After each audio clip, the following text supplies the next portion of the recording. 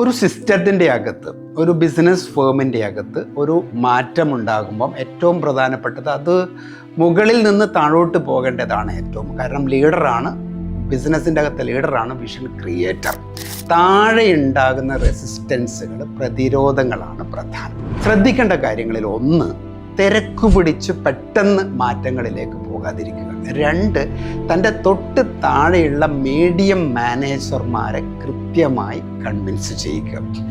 മൂന്ന്, അതിൻ്റെ ഗ്രൗണ്ട് സ്റ്റാഫിലുള്ള ആളുകളെ പഠിപ്പിക്കുന്നതിന് സാവകാശമെടുക്കുക.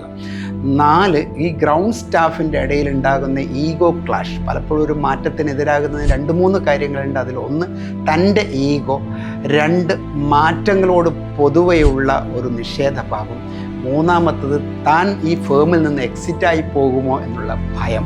ഇതൊക്കെ കൊണ്ട് മാറ്റത്തിന് തയ്യാറാകാതിരിക്കുന്ന ഗ്രൗണ്ട് സ്റ്റാഫിനെ പഠിപ്പിക്കാനും പ്രേരിപ്പിക്കാനുമുള്ള സാവകാശം എടുത്തുകൊണ്ട് വേണം ഒരു സിസ്റ്റത്തിൽ മാറ്റം ആരംഭിക്കാൻ.